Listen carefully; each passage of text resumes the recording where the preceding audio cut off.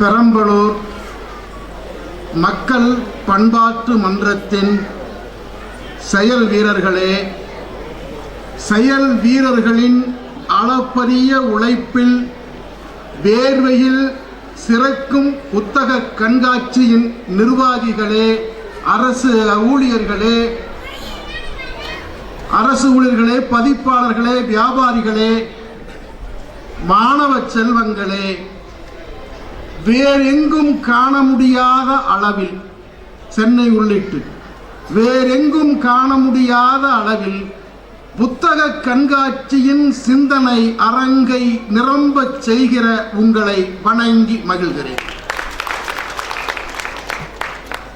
புத்தக திருவிழாவில் 10 நாட்களும் நடைபெறும் நிகழ்ச்சியை படமெடுத்து யூடியூப்பில் ஏற்றி உலகத்தின் பார்வைக்கு எடுத்து போகும் பெரம்பலூர் புத்தக கண்காட்சியால் நானும் உலகம் முழுக்க அறியப்பட்டிருக்கிறேன். உலகில் பல்வேறு மூலைகளில் இருந்து என்னை உங்களுடைய பேச்சை பெரம்பலூர் புத்தக கண்காட்சியில் கேட்டேன், எங்கள் நாட்டுக்கு எப்போது வருவீர்கள் என்று கேட்கும் அளவுக்கு பெரம்பலூர் புத்தக கண்காட்சி உலகெங்கும் பிரசித்தி பெற்றது. அதற்குரிய நன்றியை தலைவணங்கி சபைக்கு தெரிவிக்கிறேன். குறிப்பாக தமிழ்நாட்டில் பல்வேறு மாவட்டங்களில் புத்தக கண்காட்சிகள் நடைபெறுகின்றன. நடைபெறும் புத்தக கண்காட்சியில் நானும் கலந்து கொள்கிறேன். ஆனால் யானைகளை பற்றி பேச வாய்ப்பளித்து, போன ஆண்டு பறவைகளை பற்றி பேச வாய்ப்பளித்த இந்த ஆண்டு யானைகளை பற்றி பேச வாய்ப்பளிக்கும் தகுதியும் திராணியும் பெரம்பலூர் புத்தக கண்காட்சிக்கு மட்டுமே. ஆதியில் யானைகள் இருந்தன என்கிற தலைப்பில் நான் உங்களோடு பேச வேண்டும். ஆதியில் என்கிற சொல்லை நாம் பயன்படுத்தியதால் சங்க இலக்கியத்துக்குள்ளே கொஞ்சம் நுழைந்து அடுத்து சமகாலத்துக்கு திரும்பினால் யானைகளை பற்றி கொஞ்சம் தெரிந்து கொள்ள முடியும். ஆங்கிலத்தில் யானைக்கு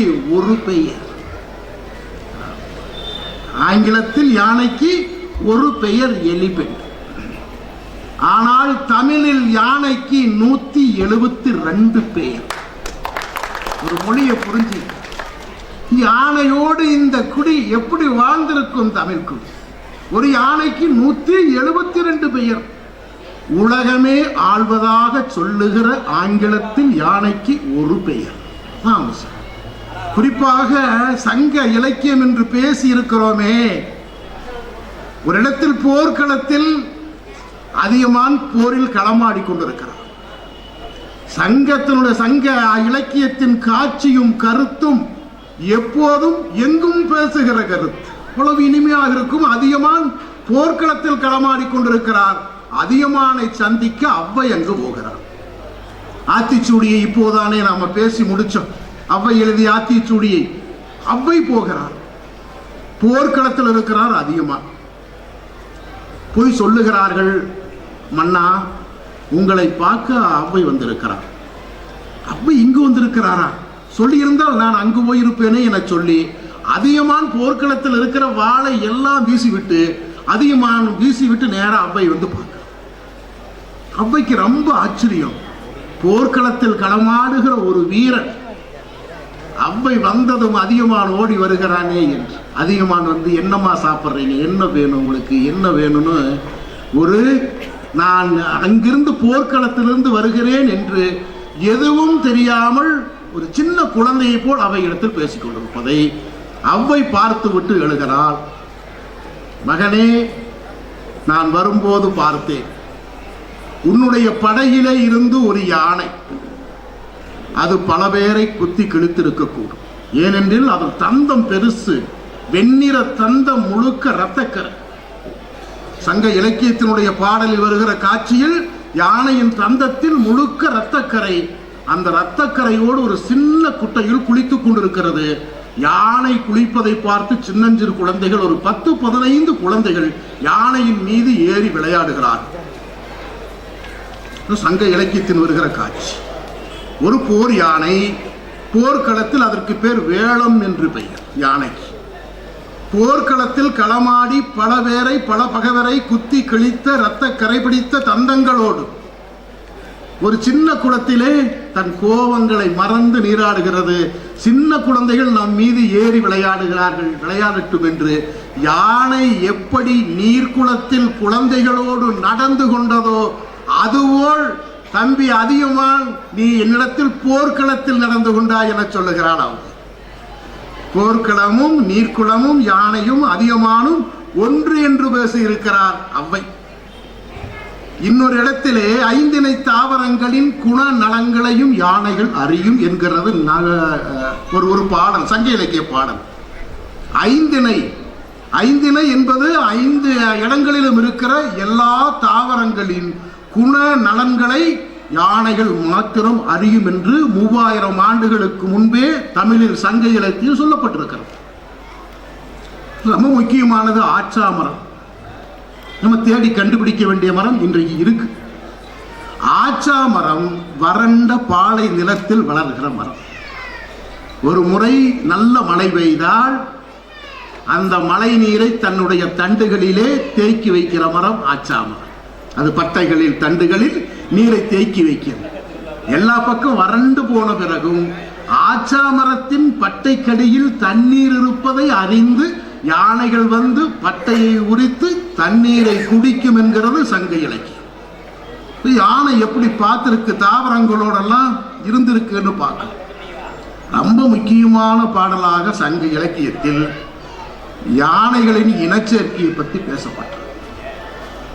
காடுகளில் கேமராவை தூக்கி கொண்டு அலைகிற விஞ்ஞானிகளுக்கு கிடைக்காத காட்சி யானையின் இனச்சேர்க்கை. அதை சங்க இலக்கியத்திலே ஒரு புலவர் அற்புதமாக எழுதுகிறார். 2 யானைகள் சேருகிற நேரம், அது காடாக இருந்தாலும் 2 யானைகள் சேரும் போது காடு அப்படியே நின்று விடுகிறது. அசையும் பொருள் நிற்கவும் நின்ற பொருள் அசையவும் என்று சொல்லுவதைப் போல 2 யானைகளின் சேர்க்கையை பார்த்த காடு அப்படியே அமைதியாகுது. பயங்கரமா வேர்க்குது யானைக்கு. என்னதான் காடாக இருந்தாலும் காற்றில்லை, ஏன்னா மரம் அசைவதை நிறுத்தி கொண்டதுன்னு. இப்போ பெண் ஆணைக்கு வேர்ப்பதை பார்த்த யானை போய் மரக்கிளையை உடைத்து வந்து விசிறியாக வீசுவதை அந்த சங்க இலக்கிய பாடல் படித்தால் அதன் கவித்துவத்தில் நாம் சொக்கி போவோம். அழகா.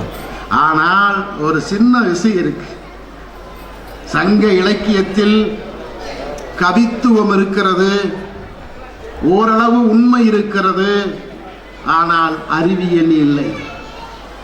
அறிவியலில் யானைக்கு வேர்வை சுரபிகள் இல்லை. ஓர் அங்குலத்தினுடைய அகலத்திற்கு அல்லது ஆழத்திற்கு அதன் தோல் இருக்கிறது. யானைக்கு ஒருபோதும் வியர்க்காது. யானை தன் உடலை வெப்பத்தில் இருந்து சமப்படுத்தி தொல்ல தன் காதுகளை, முரம்போல் உள்ள காதுகளை அசைத்து அசைத்து தன் உடல் வெப்பத்தை ஒழுங்காக வச்சுக்குதுன்னு இருக்கு. யானையை பற்றி சங்க இலக்கியத்தில் சற்று ஏறக்குறைய 600 பாடல்கள் இருக்கிறது. 600 பாடல்களையும் நாம் சொல்லி இங்கு பேச வேண்டியதில்லை. ஆனால் 600 பாடல்களை கடந்தும் கடந்த நூற்றாண்டில் ஒரு மனிதன் யானையால் முட்டி தள்ளப்படுகிறான். 3000 ஆண்டுகளுக்கு இல்லாத பெரும் விஷயம் அதுதான். ஏன் அதை சொன்னேன் என்றால், பெரும்பாலும் போர்க்களத்தில் மன்னர்கள் யானையால் சாகடிக்கப்பட்டிருக்கிறார்கள், யானைகளால் காயம்பட்டிருக்கிறார்கள். அப்படி காயம்பட்ட ஒரு மன்னனின் பெயர் வழுதுணை தழும்பன். ஆமா, நான் வழுதுணை தழும்பன் என்னவென்று பார்த்தால் கத்திரிக்காயை சொல்லுகிறேன். கத்திரிக்காய்க்கு தமிழில் வழுதுண்ணாங்காய். அவ்வளவு சூடு தழும்பு இருப்பதால் அந்த மன்னன் சாகும் வரையில் யானையை கருவிக்கொண்டே இருந்தார். போர்க்களத்தில் யானை என்னை கீழே தள்ளி கீழே விழுந்து விட்டதால் தான் இவ்வளவு பெரிய தழும்பு என்னுடைய உடம்பிலே இருக்கிறது என்று அந்த யானையை பார்க்கிற போதெல்லாம் சபித்தான், யானையை அடித்தான். ஆனால் கடந்த நூற்றாண்டில் ஒரு மனிதனை யானை தள்ளி விடுகிறது கீழே. இப்படி தள்ளி விழுந்தவன் கீழே விழுந்துடுறான். 30 நாள் படுக்கை. கடந்த நூற்றாண்டில் ஒரு மனிதனை ஆணை தள்ளிவிட கீழே விழுந்தவன் 30 நாள் படுத்தே இருக்கிறான். படுக்கையில் எழுந்திருக்கவே இல்லை. எழுந்த பிறகு நேராக தன்னுடைய பத்திரிகை ஆபீஸுக்கு போகிறான். பத்திரிகை ஆபீஸுக்கு போயிட்டு என்ன எழுதுறான்னா, யானை இன்னார் என்று தெரியாமல் என்னை தள்ளிவிட்டு. தமிழ் அப்படி ஒரு குரல் யாரு பேசுற? யானை தள்ளிவிட்டு 30 நாள் படுத்த படுக்கையாக இருந்து எழுந்து பத்திரிகை அலுவலகம் போய் முதலில் எழுதுகிறான். யானையை பற்றி எழுதுகிறான். தள்ளிவிட்டு யானையை பற்றி எழுதுகிறான் அந்த மனிதன். யானை இன்னார் என்று தெரியாமல் என்னை தள்ளிவிட்டது, என்னை மிதிக்காமல் அப்படியே நின்றிருந்ததின் அர்த்தம் என்ன? அது ஒரு கேள்வி. அந்த மனுஷன் கேட்கிறான், ஏன் மிதிக்காமல் தள்ளிவிட்ட பிறகு ஒரு காலால் என் நெஞ்சில் ஓங்கி மிதிக்காமல் அப்படியே நின்றிருந்ததின் அர்த்தம் என்ன கேட்கிறான். அர்த்தம் என்ன? அன்பே காரணம். என்ன அன்பே காரணம்? யானை அழுததை பார்க்கிறான். அன்பான ஒருவனை தள்ளி விட்டு விட்டோமே என்ற குற்ற உணர்வில் யானை அழுததை நான் பார்த்தேன் என்கிறான் அந்த மனிதன். ரொம்ப ஆச்சரியமான தகவல். கடந்த நூற்றாண்டில் இதுவரையும் காலங்காலமாய் யானையை சபித்துக் கொண்டிருந்தவர்கள், யானையை போர்க்களத்தில் மட்டும் பார்த்தவர்கள், போர்க்களத்தில் அது வீழ்வதை பார்த்தவர்கள், கடந்த நூற்றாண்டில் ஒரு மனிதன் ஒரு யானையை தள்ளிவிட்ட பிறகு இப்படி எல்லாம் எழுதி கொண்டே போகிறான். அவன் கைப்பட எழுதி கொண்டே போய் யானை என்னை தள்ளிவிட்ட குற்றத்திற்காக அழுது மன்னிப்பு கேட்டு விட்டதாக தான் நடத்துகிற சுதேசமித்திரன் பத்திரிகையில் எழுதியவர் மகாகவி பாரதி. மகாகவி பாரதி அவனுக்கு தான் எல்லா உயிர்களும் இன்பம் எய்துக என சொல்லுகிற யோகியதை, எல்லா உயிர்களும் இன்பம் எய்துக என சொல்லுகிற யோகியதை இருப்பதால் நாம் பாரதியின் கையை பற்றி கொண்டு சமகாலத்துக்குள் வந்து விடுவோம். அது ரொம்ப நல்லது. சங்ககாலத்தை விட்டு விட்டு பாரதியின் கையை பற்றி கொண்டே சமகாலத்துக்குள் வந்துடலாம். யானைகளை அனைவரும் அறிவார்கள். யானை யாருக்கும் தெரியாத ஒரு விலங்கு.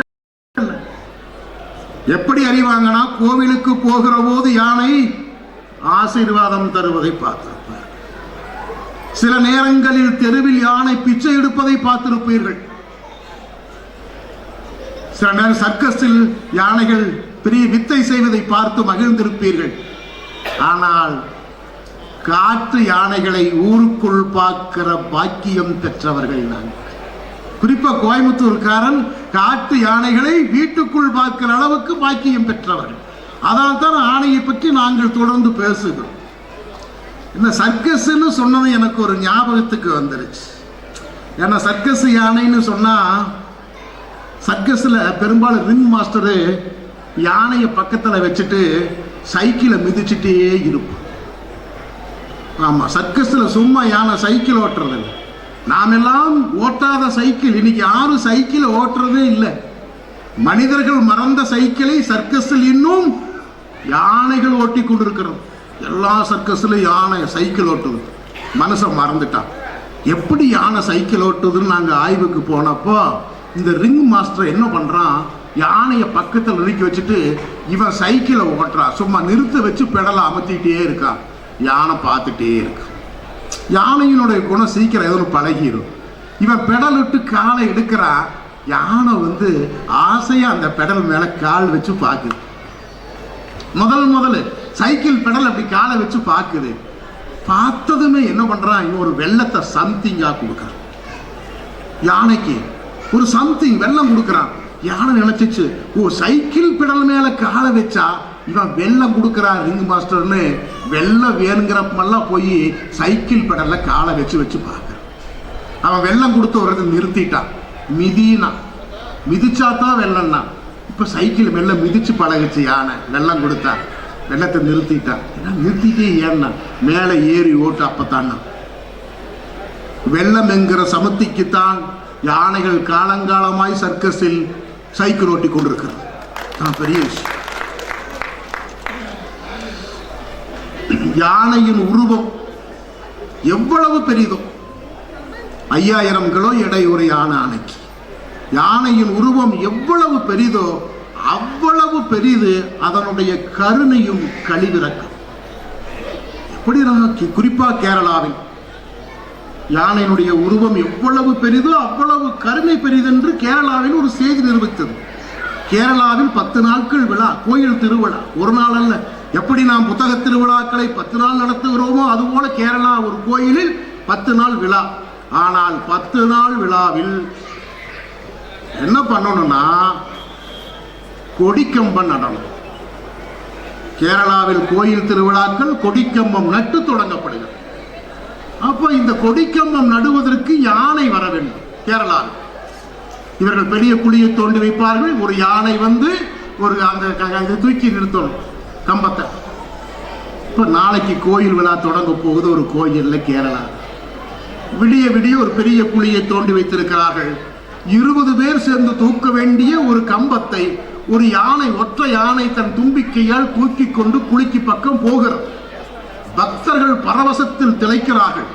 யானை கொடிக்கம்பத்தை நடப்போகிறது, கோயில் விழா தொடங்க போகிறது.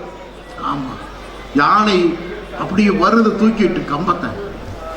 ஒரு 1.5 அடி இருக்கும் போது டக்கென்று கம்பத்தை கீழே போட்டு விட்டு பின்வாங்கி கொள்கிறார். நடல மறுபடியும் பாகன் யானையை அடிக்கிறார். போய் அந்த கம்பத்தை எடுத்து இந்த குழியில் நடு, கோயில் திருவிழா தொடங்க வேண்டும்.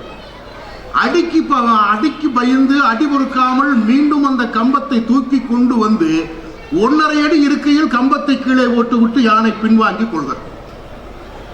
நேரம் போய்கொண்டே இருக்கிறது. நல்ல நேரத்தில் கொடிக்கம்பத்தை நட்டாக வேண்டும், கோயில் திருவிழாவை தொடங்கியாக வேண்டும். நேரம் போயிட்டே இருக்கு. பக்தர்கள் சபிக்கிறார்கள். இந்த யானைக்கு பதிலாக வேறொரு யானையை வாங்கி வைத்திருக்கலாம். இந்த யானையை நம்பி நல்ல நேரம் போய்கொண்டிருக்கிறதே, எப்போது கொடிக்கம்பத்தை நடுவது என்று பக்தர்கள் யானாளுக்கு பேசிக்கொண்டிருக்கையில் ஒரு பக்தன், கொஞ்சம் சின்ன வயசு பக்தன், யானை ஏன் குழிக்கு பக்கம் வந்து இந்த இதை போடாம பின்னாடி போகுது அப்படி அவன் தான் பார்த்தான். எதுக்கு பார்க்கலாமே, யானை பக்கம் வந்து குழிக்கு பக்கம் எட்டி பார்த்துட்டால பின்னாடி போயிருக்கு. என்னன்னு இவன் குழிய பார்க்கறான். குழிக்குள்ளே ஒரு பூனை விழுந்து கிடக்கு.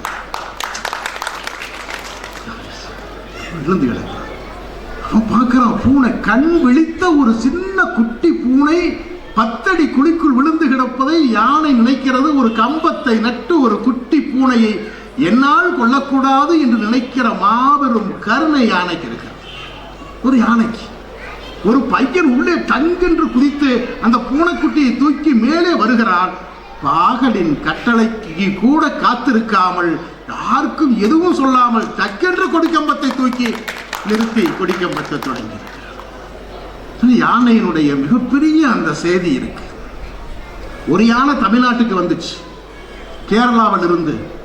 பெரும்பாலும் கல்யாணத்துக்கு யானைகளை நாம் இப்போது கேரளாவில் இருந்து கூட்டி வருகிறோம். வந்த யானையை கட்டிட்டு நைட்டு பூரா அவர் நல்லா சாப்பிட்டாரு. யானைக்கு உணவில்லை. ஆமா, காலையில டிஃபன் சாப்பிட்டாரு, யானைக்கு உணவில்லை. யார் யானைக்கு இரவு சாப்பாடும் காலையில பகல் சாப்பாடும் போடல. இவரெல்லாம் தண்ணி போட்டு நல்லா சாப்பிட்டாரு. ஏற்கனவே அட்வான்ஸ் வாங்கிட்டாரு. மிச்ச பணத்தை மத்தியானம் கொடுக்குறாங்க. யானை கேரளாவிலிருந்து நடந்து வந்த யானை, 3 நாள் முழு பட்டினியாக இருக்கிற யானை, மத்தியானம் பணம் வாங்கி அப்படி ஓட்டிகிட்டே போகிறான். கொஞ்சம் தூரம் போய் லாரி பிடிச்சிட்டு அப்புறம் உள்ளே போய்க்கலான்னு ஓட்டிகிட்டு போகிறான். ஓட்டிகிட்டு போய் அப்போ தான் நினச்சான், அடடா ஒரு 3 நாளாக நம்ம யானைக்கு சாப்பாடே போடலை, இது மேலே ஏறி உட்காந்து நம்ம வர்றோமே, என்ன பண்ணாலும் அப்படியே வழியில் யோசிச்சிட்டே வர்றான். தென்னை மரம் இருக்குது ரோட்டு மேலே. 2 மட்டையை இணுங்கி யானைக்கு போட்ட சாப்பிட்டுன்ட்டு ஒரு மட்டையை பிடிச்சி சாய்க்கிறான். மின்சார கம்பி அதில் போகுது. மின்சார கம்பி பட்டு இவனுக்கு மின்சார சாக்கடிக்குது. இவனுக்கு மின்சாரம் பற்றுச்சுன்னு தெரிந்த யானை அவனை ஒரு தோளில் இருந்து ஒரு குளிக்க அவனை கீழே தள்ளி விடுகிறது. செத்து போய்க்கூடாது பாகன். யானை சில நேரங்களில் பாகனை கொள்ளும், சில நேரங்களில் பாகனை காப்பாற்றும். மின்சாரம் அடித்து ஒரு பாகன் தன் முதுகிலிருந்து சாகக்கூடாது என்று மின்சாரம் அடித்ததை உணர்ந்து தன் உடலை குலுக்கி பாகனை கீழே தள்ளுவதை வேடிக்கை பார்த்தவர்கள் யானைக்கு மதம் பிடித்து விட்டது. மதம் பிடித்த யானையை கல்லால் அடிக்க வேண்டும் என்று கல்லை எடுத்து நின்றவர்கள் பூரா யானையின் மீது வீசுகிறார்கள். ஆனால் அவனுக்கு தெரியும் மின்சாரம் பட்டிருக்கிறது. மட்டையை, குறிப்பாக தென்னை மட்டையை நான் பிடித்து வளைக்கும் போது அது மின்சார கம்பியில் பற்றி மின்சாரம் என்னை தாக்கியதை உணர்ந்துதான் என்னை யானை கீழே தள்ளி இருக்கிறது, கீழே தள்ளி காப்பாற்றி இருக்கிறது. ஆக இந்த யானையை காப்பாற்ற வேண்டும் என்று யாரெல்லாம் கல்லால் அடிக்கிறார்களோ அவர்களையெல்லாம் பார்த்து கெஞ்சுகிறார், அடிக்காதீர்கள், கல்லால் அடிக்காதீர்கள். யானைக்கு மதம் பிடித்த பிறகு அடிக்காமல் என்ன செய்ய என்கிறார்கள். யானைக்கு மதம் பிடிக்கவில்லை. இந்த செய்தி சொல்றான், மின்சாரத்தால் தான் இப்படி விழுந்துச்சுன்னு சொல்றான். சில பேர் கேட்க மாட்டேங்கிறான். ஆனால் யானை காலை தூக்கி நிற்கிறது. அடி கல்லடி வாங்கி கொண்டு அவன் அந்த யானையின் காலை அப்படியே போய் கட்டி பிடித்து கதறி அழுவது அற்புதமான ஒரு காட்சியாக இருந்துச்சு. அடிக்காதீர்கள், யானை அடிக்காதீர்கள் என்று தன் உயிரை காப்பாற்றி இருக்கிற யானையை பற்றியும் செய்திகள் நம்மகிட்ட இருக்கு. எல்லாவற்றுக்கும் மேலாய் குறிப்பாக முதுமலையில், அதுவும் பழங்குடிகள் வாழுகிற அந்த மலையில் அதிகாலை 9 மணிக்கு ஒரு குடிசையை பீக்கிறது யானை. பெரும்பாலும் பழங்குடியின் குடிசை பக்கம் போகாத யானை பழங்குடியின் குடிசையை பீத்து வீசுகிறது. நின்று கொண்டு பெரிய யானை எல்லாம் சத்தம் போடுகிறார்கள். ஐயோ, குடிசையை பீத்து விடுகிறதே, அது 9 மணிக்கு இந்த யானை குடிசையை பிரித்து வீசுகிறதே, என்ன செய்ய என்று மட்டுமல்ல, அந்த குடிசைக்குள் ஒரு குழந்தை இருப்பது யானைக்கு தெரியும். 5 மாசமான ஒரு குழந்தையை தூளியில் போட்டுவிட்டு அவர்கள் அப்பாவும் அம்மாவும் வேறெங்கோ போய்விட்டார்கள். அவன் அப்பா இந்த யானையை இரவில் சீண்டி இருக்கிறான், ஏதோ செய்திருக்கிறான். அந்த கோபத்திற்காக யானை குடிசையை பீக்கிறது. ஆனால் குழந்தை இருப்பதை பார்த்துத்தான் மற்றவர்கள் கத்த, ஐயோ சின்ன குழந்தை, 6 மாத குழந்தை இருக்கிறது, இவ்வளவு பெரிய யானை இந்த குடிசையை பித்து எரிகிறதே என்று எல்லோரும் கூக்குரல் போடுகிறார்கள். யானை யாருடைய கூக்குரலுக்கும் கொஞ்சம் செவிமடுக்காமல் குடிசையை பீப்பதில் கவனமாக இருக்கிறது. கிடைத்ததை தூக்கி தூக்கி வீசுகிறது. திடீரென்று குழந்தை அழுகிறது. திடீரென்று குழந்தை அழுகிறது. குழந்தை வீறிட்டு கதறுவதை பார்த்ததும் தான் குடிசையை பீப்பதை டக்குன்னு நிறுத்தி கொண்டு யோசிக்கிறது, இந்த சத்தம் எங்கே இருந்து வருகிறது, எங்கிருந்து சத்தம் வருகிறது என்று பார்த்தால் தான் பீத்து போட்ட குடிசை சரிந்து விழுந்திருக்கிற இடையிலே இருந்து இந்த குழந்தை அழுகுரல் வருகிறது. எல்லா சிந்தி கிடக்கிற இடர்பாடுகளை எல்லாம் அகற்றிவிட்டு குழந்தையை தும்பிக்கையால் தூக்கி வெளியே வைக்கிறது. எல்லோரும் நினைத்தார்கள் சின்ன குழந்தையை ஒரு யானை, அவ்வளவு பெரிய யானை மிதிக்க போகிறது என்று. ஆனால் யானை அதன் மீது ஏதேனும் காயம் பட்டிருக்கிறதா என்று அந்த 6 மாத குழந்தையின் தும்பிக்கையால் துளாவி துளாவி மக்கள் பயந்து போகிறார்கள். யானை என்றால் அச்சம், நினைத்தால் மிதித்து நசுக்கிவிடும் அதுக்கு. ஆனாலும் காயம் பட்டிருக்கிறதா என்று பார்த்து இந்த பெரிய யானையை தும்பிக்கை தடவுகிற ஒரு யானையை 6 மாத குழந்தை பார்த்து வீர் என்று கத்துகிறோம். இதற்கு பயந்து போச்சு.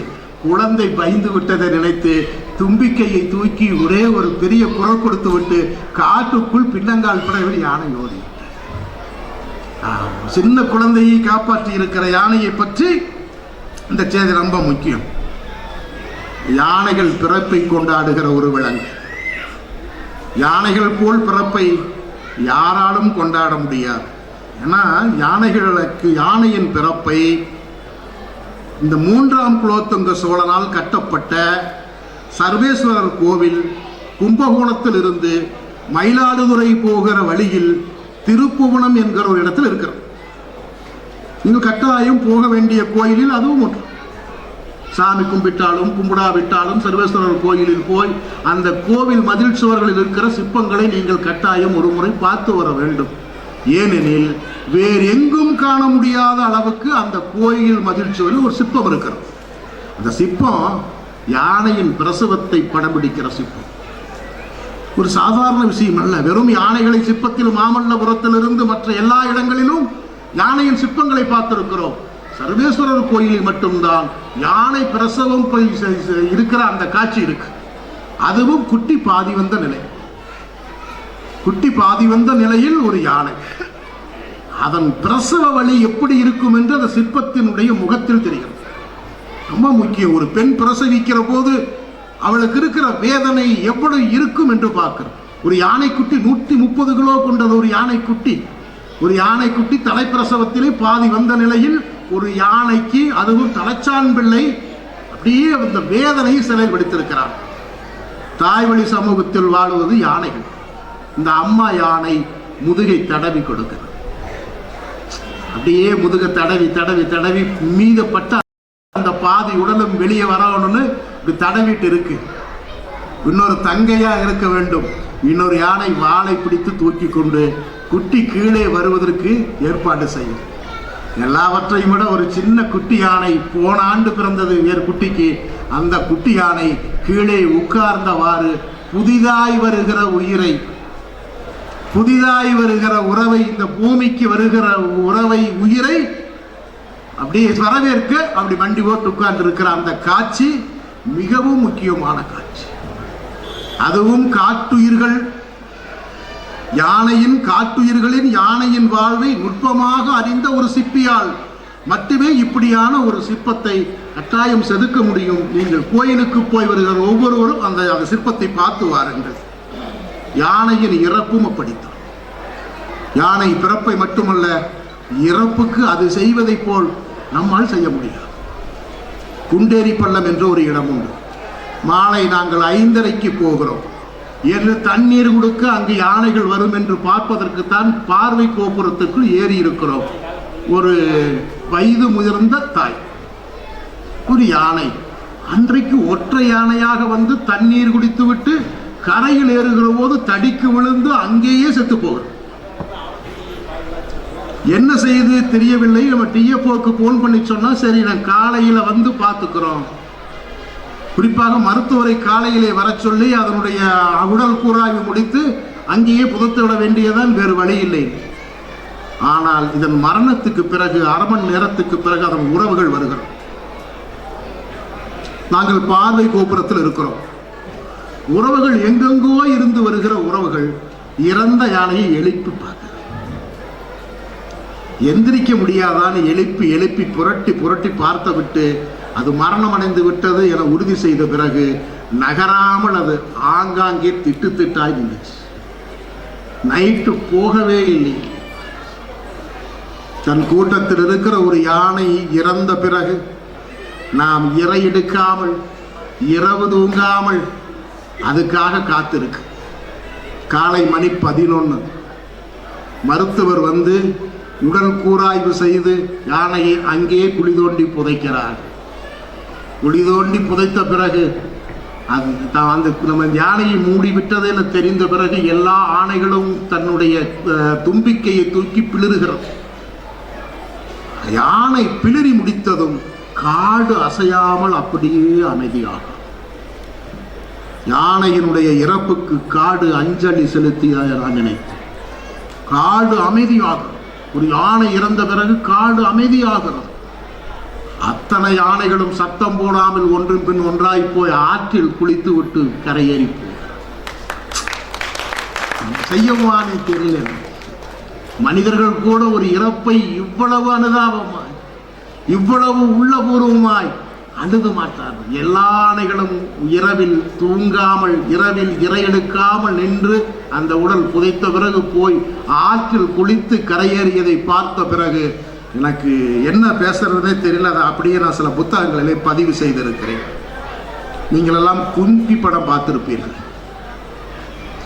குன்பி படத்தில் யானையை விட அந்த பாட்டு ரொம்ப ஃபேமஸ். ஆனால் குன்பி படம் தான் காட்டு யானைகளை வில்லனாய் சித்தரித்த படம். காட்டு யானை மீதம் இருக்கிற காட்டு யானைகளையும் கீழே இருந்து பழக்கப்பட்ட கும்கி யானைகளால் குத்தி குதற வேண்டும் என்று ஒரு மோசமான சித்தரிப்பை தமிழ்நாட்டுக்கு தந்த படம் கும்கி. அதுவும் பழங்குடியின வாழ்க்கையை கூட அந்த படத்தில் தவறாகவே சித்தரிக்கப்பட்டிருக்கிறது. முன்னெல்லாம் பழங்குடிகள் யானைகள் வருகிற காலத்தை அறிந்து வைத்திருப்பார்கள். எந்த மாசம் வருவாங்க பெரியவங்க, அவர்கள் யானை என்று சொல்லி நான் கேட்டதே இல்லை. பெரியவங்க இந்த மாசம் வருவாங்க, திரும்பி பெரியவங்க எந்த மாசம் போவாங்க என்று பழங்குடிக்கு தெரியும். பெரியவங்க வந்துட்டு போன பிறகு தானியம் போடுவான், சாம போடுவான், தெனை போடுவான், கேழ்வரகுன்னு 3 மாசம் போடுவான். மானம் பார்த்த பூமி தான், அவனுக்கு பெரிய தண்ணியே வேண்டியதில்லை. யானை திரும்பி பெரியவங்க வர்றதுக்குள்ள அறுவடை செஞ்சு தனக்கான தானியத்தை வீட்டுக்குள்ள வச்சிருவான். பெரியவங்க வந்து பார்த்துட்டு மிச்சம் மீதி ஏதாவது இருந்தால் சாப்பிடுவாங்க, இல்லாட்டி போயிடுவாங்க. இப்படித்தான் அவன் வாழ்ந்துட்டு இருந்தான். யானை அவனுக்கு எதிரியல். யானை பெரியவங்க, யானை ராசா அவங்களுக்கு. ஆனா கும்கியில அப்படி காட்டல. இப்ப பெரும்பாலும் பழங்குடிகளே காடுகளில் வாழை பயிரிடுறான். நம்மளுக்கு போய் பணப்பயிரை அவனை பயிரிட சொல்லியாச்சு. ஏன்னா ரேஷன் அரிசி 35 கிலோ அவனுக்கு 30 கிலோ கொடுக்கறனால உனக்கு இந்த ராயும் வேண்டாம், சோளம் கம்பும் வேண்டாம், நீ வந்து வாழைப்பயிரை போட்டு நல்லா இருந்துட்டான். இவன் ஆற்றுல மோட்டர் வைக்கிறான், ஜெனரேட்டர் ஆயில் இன்ஜினை கொண்டு போய் அங்கே வச்சு கொடுத்து, அரசே வச்சு கொடுத்து பூரா வாழை பயிர். வாழை குளதல்றப்போ 9 மாதம் ஆகு. பெரியவங்க வரும்போதுமே வாழை ஒரு காட்டு காட்டிட்டு போயிடுவாங்க. பெரியவங்க திரும்பி போகும்போதும் வாழை ஒரு காட்டு காட்டிட்டு போயிடுவாங்க. மனிதனுக்கும் பழங்குடிகளுக்குமே மோதல் வருவதற்கான ஒரு பெரிய வாய்ப்பு அங்கே இருந்துச்சு. ஆனால் காட்டுக்குள்ள இப்பெல்லாம் கட்டடங்கள். உங்களுக்கு தெரியும், பத்திரிகை செய்தி படிப்பவர்களுக்கு, நியூஸ் பார்ப்பவர்களுக்கு தினமும் ஏதாவது ஒரு செய்தி வந்துட்டே தான் இருக்கும். என்ன காட்டுக்குள் கட்டடங்கள், ஊருக்குள் யானை. இதுதான் செய்தியா. செய்தி வராத நாளே இல்லை. ஆனந்த விகடனில் போன மாதம் நான் ஒரு பெரிய பேட்டி கொடுத்தேன். அந்த பேட்டியின் தலைப்பே மதுக்கரை யானைகளின் மரணவாசல். ஆமாம், ஆனந்த விகடனில் ஒரு 4-5 பக்கம் அது ஒரு பெரிய செய்தியாக பேட்டியாக வந்துச்சு. மதுக்கரை யானைகளின் மரணவாசலா எப்படி இருக்குங்கிறத நேரடியாக நான் பார்த்தேன். ஒரு முறை யானை சூலூர் பக்கம் வந்துருச்சு. ஆமாம், சூலூர் பக்கம் சிட்டி யானை, காட்டு யானைகள் 4 யானைகள் வழி தவறி வழி மாறி போய் 4 யானைகள் வந்துச்சு. 4ல் 1 நிறைமாத கர்ப்பிணி. அதான் கடுமையான சிக்கல். யானை எப்படி ஊருக்குள் இருந்து நீ காட்டுக்கு விரட்ட வேண்டும்? இது என்னைக்கு குட்டி ஓடும் என்று தெரியாத அளவுக்கு கர்ப்பிணி. அது இன்னைக்கா நாளைக்கான நிறைமாத கர்ப்பிணி. கூட 3 யானைகள், கூட மொத்தம் 4 யானைகள் துரத்தி விட்டாச்சு. யானை துரத்துறது பெரிய டேட்டு. இருட்டுக்குள்ளே அது யானையை துரத்துவது, பட்டாசு வெடித்து பெரிய அளவுக்கு வெளிச்சம் பாய்ச்சி துரத்தி விட்டுருவோம். எல்லாம் கூப்பிட்டா சார் கொஞ்சம் வாங்க சார், ஊருக்குள்ளே யானை வந்துருச்சு, துரத்தி விடுங்கன்னு மக்கள் கூப்பிட்றா. சரி, வனத்துறை, பத்திரிக்கையாளர், தீயணைப்புத்துறைன்னு எல்லாம் போய் யானையை ஒரு 1 மணி வரைக்கும் விரட்டி விடுறோம் காட்டுக்குள்ள. அது 10 மணிக்கு தான் வெளியே வரும். எங்காவது புதரில் இருந்து விரட்டி அங்கே எங்கிருந்து வந்துச்சு அங்கே விட்டு வந்துடுறது. நிம்மதியை வந்து வீட்டில் படுத்தவங்கன்னா காலையில் 5:45 ஃபோன் பண்ணுவாங்க. சார் நீங்கள் விடிய விரட்டிட்டு போனீங்களா சார், அந்த யானை அதெல்லாம் ஊருக்கு வந்துருச்சுங்க. இப்படியே 3 நாள் விரட்டுறோம். என்ன பண்ணுறதே தெரியல. சார், வனத்துறைக்கு தெரியல எப்படி இந்த யானைகளை கையாளுவது என்று தெரியவில்லை. அதுவும் பிரசவ யானை எப்படி கையாளுவது என்று சிரமம். ஆனால் விரட்டி விட்டா போது காட்டுக்குள்ளே போனால் எப்படி போகுன்னு முடிவு பண்ணி துரத்தியாச்சு. 3ஆவது நாள் துரத்தி விட்டு வந்தாச்சு. ஆமாம், நல்லா துரத்தியாச்சு, ஓட துரத்தியாச்சு. அதுவும் அந்த கர்ப்பிணி யானை, அவர் 130 கிலோ எடையுள்ள ஒரு குட்டியை தன்னுடைய வயிற்றிலே வைத்து கொண்டு இன்றா நாளையா பிரசவம் என்று தெரியாத அளவுக்கு அது ஓடுகிறது. இந்த யானையை விடாமல், இந்த யானை மெல்ல ஓடுகிறது. இந்த யானையை விட்டு மற்ற யானைகள் ஓடாமல் இது சேர்த்தி கூட்டிட்டு போகும். அது கத்து கடலையே பார்க்க முடியாது. ஒரு அந்த யானை, கர்ப்பிணி யானை எல்லாம் முடிஞ்சு படுத்தாச்சு. 6 மணிக்கு செய்தி வருகிறது, 4 யானைகளும் அடிபட்டு செத்து விட்டதா. பெரும்பாலும் மதுக்கரை காட்டு ஓரத்தில், காட்டுக்குள்ளே நடுவில் பெரிய பள்ளம் வெட்டி ஒரு 20 கிலோமீட்டருக்கு ரயிலை ஓட்டுகிறது. ஈரோட்டிலிருந்து பாலக்காடு போகிற பேசஞ்சர் அது. அந்த ரயில் இந்த யானைக்கு பிரசவ வேதனையோடு எங்கு போகுதுன்னா ட்ரெயினில் பள்ளம். 3 கிலோமீட்டர் கடந்தா மேடு ஏறலாம், அது வரைக்கும் பள்ளம். ரயில் வந்தாச்சு, இது மேலே கரை ஏற முடியாது. 3 கிலோமீட்டரும் ஓடி கரை ஏற வேண்டும். எப்படியும் ரயிலுக்கு தப்பித்து ஓடி விடலாம் என்று அந்த யானை, கர்ப்பிணி யானை ஓட பார்க்கிறது, முடியல. 3 யானைகளும் பின்தங்கி அந்த யானையை ஓட்டப்பார். ஆனால் 3 அந்த யானைகளும் போராடியும் முடியாமல் பின்னே வந்த ஒரு ரயில், பாலக்காட்டுக்கு போகிற அந்த பாசஞ்சர் ரயில் இந்த கர்ப்பிணி யானையின் பின்புறம் மோதுகிறது. ஒரு கர்ப்பிணி யானையை மோதுகிற போது மற்ற யானைகள் ஓடி தப்பித்திருக்கலாம். ஆனால் அதை காப்பாற்ற 3 யானைகளும் பலியாகும். 4 யானைகளின் மீது ஒரு ரயில் ஏறி ரயில் தடம் புரள்கிறது. சற்று ஏறக்குறைய 20,000 கிலோ சதை துணுக்குகள் அங்கு சிதறி போச்சு.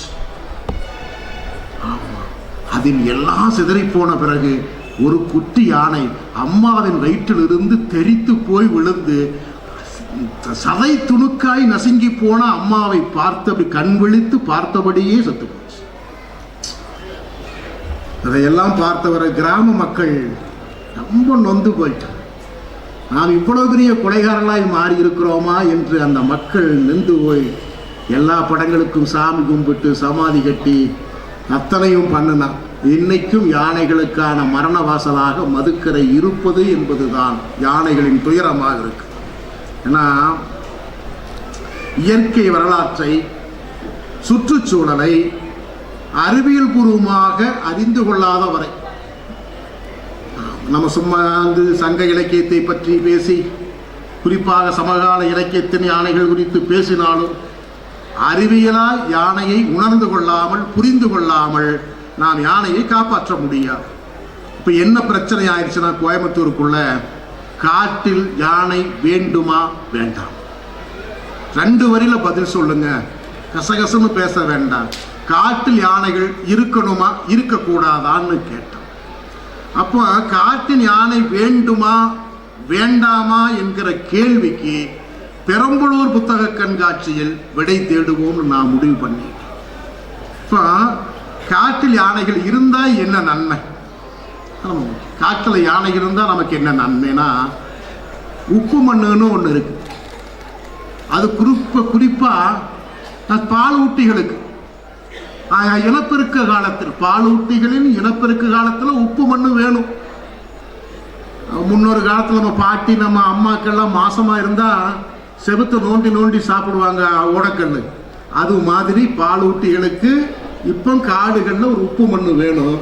இந்த உப்பு மண் எங்க இருக்குதுன்னு யானைக்கு மட்டும்தான் தெரியும். ஏன்னா அது பாறை இடுக்கில், பாறையிலிருந்து ஒரு 1/4 அடி 1/2 அடி உள்ள நிறைய இருக்கும். அப்ப யானை மோப்ப சக்தியால் போய் இந்த பாறைக்குள் உப்பு மண் இருக்குன்னு தெரிஞ்சுட்டு ஆனானை கூட்டிட்டு போய் தந்தத்தை வச்சு மலை இடிக்கும். மலையை குத்தி விடும். குத்துச்சுன்னா மண்ணு பொல பொலன்னு உள்ளது. இப்ப யானை சாப்பிட்டாச்சு. யானை மட்டும்தான் சாப்பிடுறதுன்னா பின்னாடி வர்ற பன்னி சாப்பிடலாம், மான்கள் சாப்பிடலாம், நரி சாப்பிடலாம். எல்லா பாலூட்டிகளும், அணிலு, கீரி, எல்லா பாலூட்டிகளுக்கும் குறிப்பா இந்த மாதிரி நேரங்களில் உப்பு மண்ணை கொடுப்பது யானை. ஏன்னா உப்பு மண்ணை போய் ஒரு அணிலோ அல்லது ஒரு கீரியோ அவருடைய அந்த பாறையை நோண்டி கொண்டு வர முடியாது. யானைக்கு அந்த ஆகிருதி இருக்கிறது. தந்தத்தால் ஒரு குத்து குத்தி அந்த மண்ணை உழவைத்து தானும் சாப்பிட்டு விட்டு தனக்கு பின்னே வருகிற பாலூட்டிகளுக்கும் இந்த மண்ணை கொடுக்கும். ஒண்ணு, காடு 3 மாசம் காய்ச்சி போயிடும். காடு ஒரே மாதிரி இருக்கா, தண்ணியே இருக்காதுங்க காட்டுல. இப்ப யானைக்கு தெரியும் எந்த இடத்தில் மணல் தேங்கிய இடத்தில் தண்ணீர் இருக்கிறது என தெரிந்து யானை காலால் பதிக்கிற ஊற்றில் கட்டாயம் நீர். இப்ப யானை என்ன பண்ணு, தானும் நீரை குடித்து விட்டு தனக்கு பின்னால் வருகிற எல்லா விலங்குகளுக்கும், புலி உள்ளிட்ட எல்லா விலங்குகளுக்கும் நீரை கொடுக்கும். காட்டினுடைய ஆதார உயிராக எப்படி யானை மாறுது? அடுத்து பார்த்தீங்கன்னா நில காஞ்சு போயிடும். மானுக்கு, மாட்டுக்கு சுத்தமா கிடைக்காது, உணவு கிடைக்காது. அந்த நேரத்தில் யானைக்கு பின்னாடியே இதெல்லாம் அலையும். ஏன்னா யானை பெரிய கொம்புகளை, கிளைகளை உடைச்சு நிறைய உடைக்கப்போம். மரங்கள் இருக்கிற கொம்புகளை உடைச்சு உடைச்சு போட்டுட்டு எப்படி உடைக்குங்கிறதான் பெரிய ஆச்சரியம். சூரிய ஒளி கீழே படாத அளவுக்கு அடர்த்தியான கிளைகளை பார்த்து பார்த்து யானை இடத்திலே கற்றுக்கொள்ள வேண்டிய செய்தி என்பது நமக்கு ஏராளமாக இருக்கு. இந்த மரம் இப்படி அடர்த்தியா இருக்கு, இந்த கிளை உடைச்சுட்டா சூரிய ஒளி கீழே வந்தால் கீழே சீக்கிரம் புல் முளைக்கும். புல் இல்லாமல் மான்களும் மாடுகளும் என் பின்னே அலைகிறது என தெரிந்து அந்த கிளையெல்லாம் உடைத்து கீழே போட்டு தானும் சாப்பிட்டு விட்டு தனக்கு பின்னால் வருகிற மாட்டுக்கும் தீனி வைக்கிற உயிரினம் பேருயிரினம் யானை. இப்ப யானை காட்டுல இல்லாட்டியே மற்றது எல்லாம் அப்படி சங்கிலி அறுது பாருங்க, சங்கிலி அருந்துடும். அது மட்டுமல்ல, ஒரு நள்ளிரவில் ரொம்பவும் ஆச்சரியம். நாங்கள் யானையை பற்றி நான் 7 வருடம் ஆய்வு செய்தோம். ஆமா, ஒரு இரவு நல்ல குளிர், 19 யானைகள் கொண்ட ஒரு குடும்பத்தில் யானைகள் எவ்வளவு தூரம் போகிறது என்று கணக்கெடுக்க வேண்டும், எவ்வளவு சாப்பிடுகிறதுன்னு கணக்கு. பார்த்த யானையை இரவில் பார்த்தால் காடே யானையை போல் தெரிகிறது. இந்த 19 யானையும் கொஞ்சம் கொஞ்சமாய் நகர்ந்து கிளைகளை முடித்து கீழே பட்டை குச்சி சுள்ளி என்று சாப்பிட்டுக் கொண்டிருக்கிறது. 19 யானைகளும் ஓயாமல் சாணம் போடுது. ஒரு யானை 16 முறை ஒரு நாளைக்கு சாணம் போடுற ஒரு உயிரினம். 250 கிலோ பசுத்தாவனம் சாப்பிட்ற உயிரினம் அது. 150 லிட்டர் தண்ணீர் குடிக்கிற உயிரினம் அது. ஓயாம சாணம் போடுது. மணி 1, 2 இருக்கும் நைட்டு. சாணம் போடுகிற போது ஆயிரக்கணக்கான பட்டாம்பூச்சிகள் அந்த யானையின் சாணத்தில் மொய்க்கிறது. ரொம்ப ஆச்சரியமான தரம். அப்ப நான் சொன்னேன், சார் குளிருக்கு அப்படியே ஆவி பறக்கிறது. இரவில் யானை போடுகிற சாணத்திலிருந்து ஆவி பறக்கிறது. நூற்றுக்கணக்கான பட்டாம்பூச்சிகள் போட்டு போட்டு அந்த சாணத்தில் உட்காருகிறது. நான் நினைத்தேன், சார் இந்த இடங்களில் குளிருக்கு ஒடுக்கமா இருக்கிறது, கொஞ்சம் குளிர் காய்வதற்காக பட்டாம்பூச்சிகள் இப்படி சாணத்தில் உட்காருதுன்னு நினைச்சோம். இல்லை, அது தனக்கான உப்பு மண்ணை யானையின் சாணத்திலிருந்து உறிஞ்சிக் கொள்கிறது. அப்ப நான் கீழே கீழே குறிச்சு எழுதின 5000 கிலோ எடை கொண்ட ஒரு யானைக்கும் 5 கிராம் எடை கொண்ட ஒரு பட்டாம்பூச்சிக்கும் ஒரு நுட்பமான உறவை இயற்கை வைத்திருக்கிறது. ஒரு நுட்பமான உறவை இயற்கை ஏற்படுத்தி இருக்கிறது. ஒரு வகை காளான், காடுகளிலே ஒரு வகை காளான் யானையின் சாணத்தில் மட்டும் முளைத்திருந்தது. ஏன் இங்க மட்டும் இந்த காளான் யானையின் சாணத்தில் மட்டும் முளைக்கிறது என்னன்னு எடுத்து ஆய்வு செய்தால், அது ஒரு 15 லட்சம் ஆண்டுகளுக்கு முன்பாகவே தாவர குடும்பத்திலிருந்து, குறிப்பாக பூஞ்சை குடும்பத்திலிருந்து விலகி விலங்கு குடும்பத்துக்கு மாறிடுச்சு. யானையின் வயிற்றில் தான் அந்த காளான் முளைக்கும். முளைச்சு கீழே சாணம் விழுந்த கேளான் முளைச்சு தன் விதைகளை யானைகள் விரும்பி சாப்பிடுகிற தாவரங்கள் மீது ஸ்ப்ரே பண்ணிடும். யானைகள் எந்த தாவரங்களை விரும்பி சாப்பிடுமோ அதை மேல தெளிச்சு விட்டுருது. யானை நாளைக்கே வராது. 1.5 மாசம் 2 மாசம் கழித்து வரும் வரையிலும் அந்த தாவரங்களில் அந்த விதை காத்திருக்கிறது. யானை சாப்பிட்டதும் குடலுக்குள்ளே போய் கீழே வருகிற போது காளானாய் வருகிறது. அதுதான் பெரிய ஆச்சரியமா இருந்தது. இன்னும் பெரிய ஆச்சரியம், ஆய்வில் எங்களுக்கு கிடைத்த மிகப்பெரிய தகவல், யானையோடு சில தாவரங்கள் போராடி இருக்கிறது. ஆமா, மேற்கு தொடர்ச்சி மலைக்கு யானைகள் வைந்து 5 லட்சம் வருஷாச்சு. மேற்கு தொடர்ச்சி மலையில் முதல் மனிதன் கால் வைத்து 70,000 ஆண்டுகள் தான் ஆச்சு. சற்று ஏறக்குறைய 4.25 லட்சம் ஆண்டுகள் மேற்கு தொடர்ச்சி மலையில் இயற்கையை ஆண்டது யானைகள். இது தாவரங்கள் போராடி, யானை வந்தா என்னுடைய விதைகளை எல்லாம் மிதிக்குது, என்னுடைய விதைகள் நசுக்குதுன்னு சொல்லி யானையோடு போராடுவதற்காக தாவரம் தனியாக போராடி போராடி என்ன பண்ணிச்சு, அந்த ஓடுகளை கடினமாக்கிருச்சு. ஓடுகளை பூரா கெட்டி ஆக்கிருச்சு. இன்னும் யானை முதிச்சுச்சுன்னா என்னுடைய விதை அப்படியே இருக்கு, நசுங்காதுன்னு நினைச்சிட்டு தன் விதைகளை கெட்டி ஆக்கிருச்சு. இன்னும் இயற்கை எதிர்த்து போராடுகிற ஒன்று வேறொரு சிக்கலில் மாட்டும் என்பது பெரிய காரணம். இனி அந்த அந்த கீழே விழுந்துடும், ஆனா ஒருபோதும் முளைக்கும். ஏன்னா கெட்டி ஆயிருச்சு. நெகிழ்ந்து மண்ணில் நெகிழ்ந்து மழை பெய்த பிறகு மண்ணில் நெகிழ்ந்து முளைக்காத மாதிரி கல்லு மாதிரி அப்படியே அந்த கொட்டை கிடக்கும். அந்த கொட்டையை யானை விழுங்கி தன் குடலுக்குள்ளே நொதி செய்தால் ஒழிய அந்த மரம் வராதுன்னு ஒரு சிக்கலாச்சு. இப்படி 82 வகை தாவரங்கள், 59 வகை மரங்கள், 23 வகை புற்கள் யானையோடு தொடர்பு கொண்டவை. யானையை நாங்கள் காட்டின் ஆதார உயிர்கள் என்பதற்கு ஒரு காடே யானையின் வயிற்றில் உள்ளது. ஆமா, அதனால காட்டின் ஆதார உயிர் என்கிறோம். யானைகளின் உணவு களஞ்சியங்களில் தேயிலை தோட்டம் தொடங்கி வேறு பல திட்டங்கள் பெருமளவில் இன்னைக்கு இருக்கு. இதுதான் யானைகளுடைய உணவு களஞ்சியங்களை தேயிலை தோட்டங்கள் அழிச்சு முடிச்சு சாப்பிட்டாச்சு. இயற்கையின் புவியியல் விதிகளுக்கு மாறாக உருவான வாழ்வு முறைதான் மனிதனோடு யானையை, யானையோடு மனிதனை மோத வைக்கின்றன என்கிற செய்தியை பெரம்பலூர் புத்தக கண்காட்சி சிந்தனை அரங்கில் வெளிப்படையாகவே பகிர்ந்து கொள்கிறேன். மனிதனுக்கும் காட்டுயிர்களுக்குமான வாழ்வியல் பண்பாடு மாறிக்கொண்டே இருக்கிறது. காட்டுயிர்களின் வாழ்விடங்கள் சுருங்கி அவைகள் மனித திறன் நடுவே வாழும் ஓர் அவலச் சூழலை நாம் உருவாக்கி இருக்கிறோம்.